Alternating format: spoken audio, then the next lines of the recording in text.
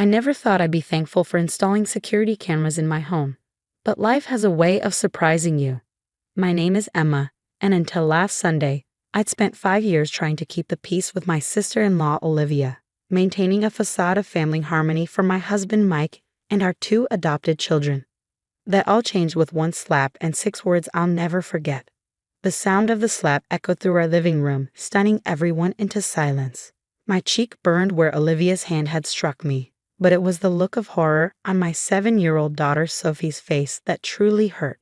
Next to her, her 9-year-old brother Lucas stood frozen, his new science project, the source of all this chaos, forgotten on the floor.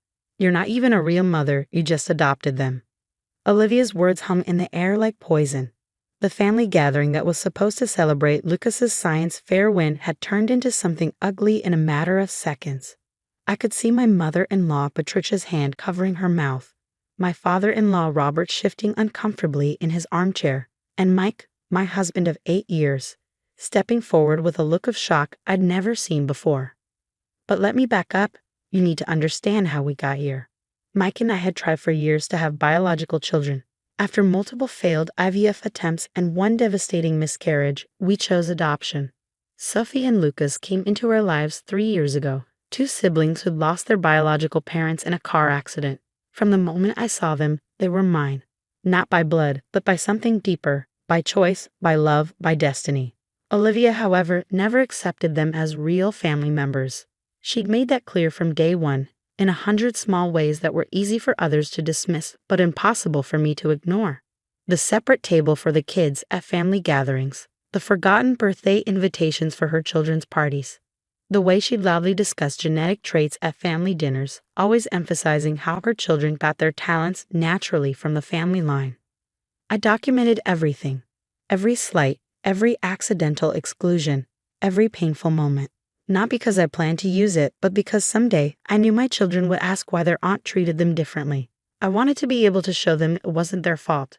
The security cameras were installed last year after Olivia started showing up unannounced when Mike was at work, claiming she just wanted to check on things. I never told Mike about these visits or the cameras. I didn't want to create family drama. I kept hoping she'd change, that she'd see how special Sophie and Lucas were, that love makes a family, not blood. That Sunday started normally enough. Lucas had won first place in his school's science fair with a project about genetic traits in plants. Ironic, considering what was about to unfold. He'd worked for weeks on it, studying how different colored flowers could produce unexpected colors in their offspring. It was his way of processing his own story. I think, understanding that family connections don't always look the way people expect. When he explained his project to the family, Olivia's face darkened. I saw it coming, but I couldn't stop it fast enough. "It's cute that you're interested in genetics," she said, her voice dripping with condescension. "But you do understand that you don't have any connection to our family's genes, right? You're not actually related to any of us." Lucas's face fell. Sophie, always protective of her brother, stepped forward. "That's not true. Mom and Dad are our real parents." "Oh, sweetie," Olivia laughed, but there was no warmth in it. "They're not your real parents. They just signed some papers. You don't have any of our family's special traits or talents. You're not actually part of our bloodline." I stepped between Olivia and my children. "That's enough," I said quietly but firmly. "You don't get to decide what makes a real family." That's when it happened. Olivia's hand connected with my cheek, the crack of the slap punctuated by her cruel words. "You're not even a real mother, you just adopted them." The room froze. Sophie started crying. Lucas looked like he might be sick. And I felt something inside me finally snap. 5 years of keeping quiet, of protecting everyone's feelings but my own children's, of documenting but never revealing. It all ended in that moment. I touched my burning cheek and smiled. "Since you brought it up," I said calmly, pulling out my phone, "I think it's time everyone saw who you really are." Olivia's face changed from anger to confusion, then to something close to fear as I opened my photo gallery. She knew in that moment that I had everything. Every visit, every cruel comment, every moment she thought no one was watching. "Emma," she started, her voice suddenly uncertain. "What are you doing?" I looked at my children, then at my husband, whose face showed a dawning realization that he'd missed something important. on showing everyone what a real mother does to protect her children. The living room felt smaller as I connected my phone to our smart TV. My hands were steady, even though my heart was racing. 5 years of collected evidence were about to change everything. Mom? Lucas's voice was quiet. Are you okay? I turned to my children, who were still standing together, Sophie half hidden behind her brother. I'm fine, sweetheart, but I need you both to go upstairs for a little while. Can you do that for me? But, Sophie started to protest. Mike stepped forward. I'll take them up. He hesitated, then added softly, Emma, what's going on? Something that should have happened a long time ago, I replied, meeting his eyes. He nodded slowly, understanding in his expression, and led the children upstairs. Olivia had recovered some of her composure. Oh, please, she scoffed, though her voice trembled slightly. What could you possibly have to show? Everyone knows how dramatic you can be. The first video started playing. It showed Olivia letting herself into our house 3 months ago, when she thought no one was home. She went straight to Lucas's room, rifled through his drawers, and removed several family photos from his wall. Pictures of him and Sophie with Mike and me at various events. They shouldn't pretend these kids are really part of our family, she muttered clearly in the footage. It's embarrassing. Patricia gasped. Olivia, you didn't. But more videos were playing. Olivia telling Sophie that her artwork wasn't as good as her own daughter's because talent runs in our family, and you're not really family. Olivia deliberately excluding Lucas from family photos at last year's Christmas gathering. Olivia telling her own children not to play with their fake cousins because they're not really related to us. Turn it off, Olivia demanded, her face pale. You're twisting everything. I was just trying to protect our family's reputation. By bullying children. Robert's voice was heavy with disappointment. By sneaking into their home. That's not. I didn't, Olivia sputtered, but I wasn't done. I pulled up the text messages next. Screenshots filled the screen. Olivia messaging other family members, spreading lies about how Sophie and Lucas were problem children with bad genes, suggesting they might become criminals like their real parents. The truth was that Sophie and Lucas's biological parents had been hard-working teachers who died in a tragic accident, but Olivia had created a completely different narrative. There's more, I said quietly. Would you like to see the videos of you telling the kids that Mike and I would eventually give them back because that's what happens to adopted children? Or maybe the ones where you're coaching your children to exclude them at school? Mike had come back downstairs and was standing in the doorway. His face was ashen. How long? He asked. How long has this been going on? Since the day we brought them home, I answered. I started documenting everything after the first year, when I realized it wasn't going to stop. Why didn't you tell me? The pain in his voice was palpable. Because she's your sister, because I kept hoping she'd change, because I didn't want to force you to choose. I took a deep breath. But today, when she slapped me in front of our children, when she tried to make them feel like they weren't really ours, that was the last straw. Patricia stood up suddenly. Olivia, get out of this house. Everyone turned to stare at her. Patricia had always been the peacekeeper, the one who smoothed over conflicts and made excuses for Olivia's behavior. Mom? Olivia's voice was small, uncertain. I said get out. Patricia's voice shook with anger. I've watched these videos and I don't recognize the person in them. That cruel, hateful woman can't be my daughter. The things you've said to those children, my grandchildren. They're not your real grandchildren. Olivia shouted, but her words fell flat in the silent room. Robert stood up too. Yes, they are. Love makes a family, Olivia, something you clearly never understood. Get out of my house, Mike said quietly, his voice carrying an authority I'd never heard before. And don't come back until you can treat my wife and children with respect. Olivia looked around the room, desperately seeking an ally, but found none. Her face contorted with rage. Fine, she spat. Keep playing house with your fake family, but don't expect me to pretend anymore. She stormed out, slamming the door behind her. The silence that followed was deafening. I sank onto the couch, suddenly exhausted. Mike sat beside me, taking my hand. I'm so sorry, he whispered. I had no idea. I should have seen it.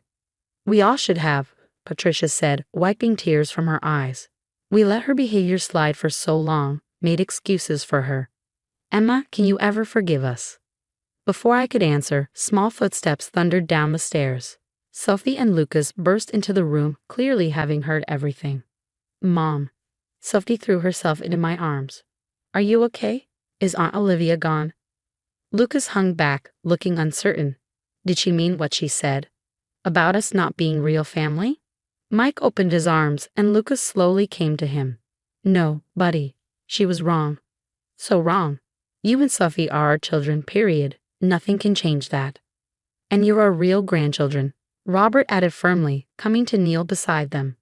We love you both so much, and we're sorry we ever let anyone make you feel otherwise. I held my daughter close, watching my son lean into his father's embrace, seeing the love and remorse in my in-laws' eyes.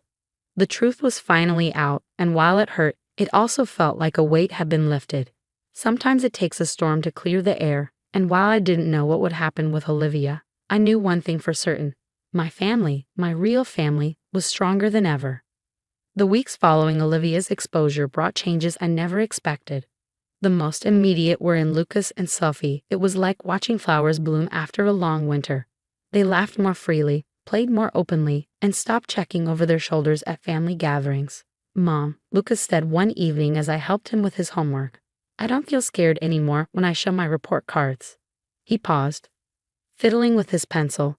Aunt Olivia used to say my good grades didn't count because I wasn't born smart like her kids. My heart ached, but I kept my voice steady. Your achievements are yours, sweetheart. They come from your hard work and dedication. I know that now, he smiled, and the confidence in his expression made me want to cry. The changes in our extended family were equally profound. Patricia and Robert threw themselves into being the grandparents they should have been all along. They started showing up at school events, proudly displaying Sophie's artwork in their home, and bragging about Lucas's academic achievements to anyone who would listen. One Saturday, Patricia arrived with several old photo albums. I've been doing some reorganizing, she said, her voice thick with emotion. She opened one album to show me what she'd done.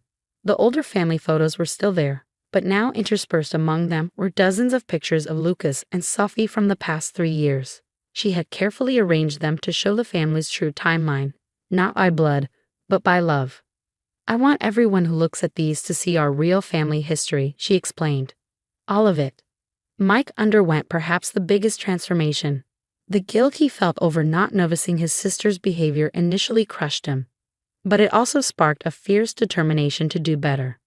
I keep thinking about all the times they must have been hurting and I didn't see it, he confessed one night after the kids were asleep. I was so used to making excuses for Olivia, I forgot my first duty was to protect our children. We can't change the past, I told him, squeezing his hand. But we're shaping their future. He nodded, then surprised me by pulling out his phone and showing me an email. He'd enrolled us all in family therapy, specifically choosing a counselor who specialized in adoptive families.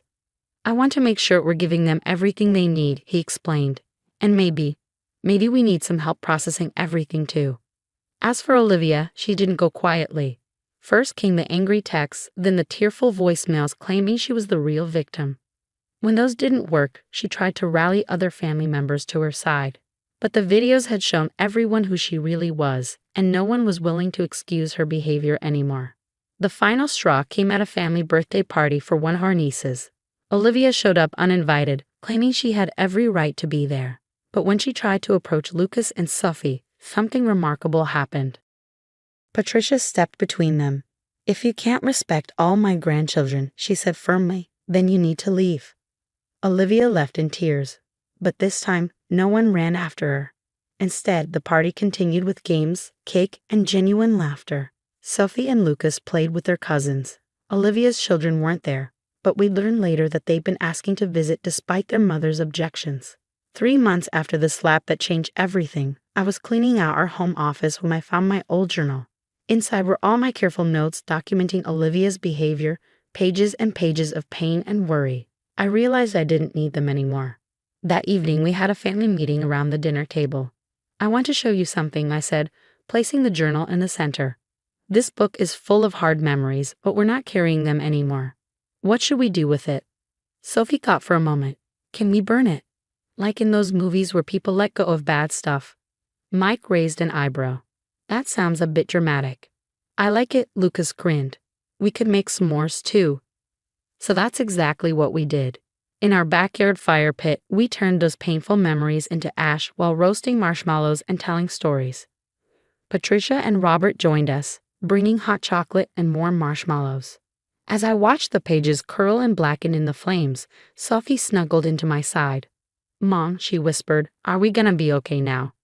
I looked around at our little circle, my son explaining the chemistry of marshmallow roasting to his grandfather, my mother-in-law teaching Sophie the secret to the perfect s'more, my husband adding another log to the fire and catching my eye with a soft smile. This was family, real, messy, imperfect, but bound by something stronger than blood: choice, love, and the commitment to stand up for each other. "Yes, sweetie," I answered, holding her close. "We're already okay. We're better than okay. We're family." The fire crackled, sending sparks up into the darkening sky like tiny stars. Sometimes the strongest families are forged in the hottest fires, and ours had emerged unbreakable.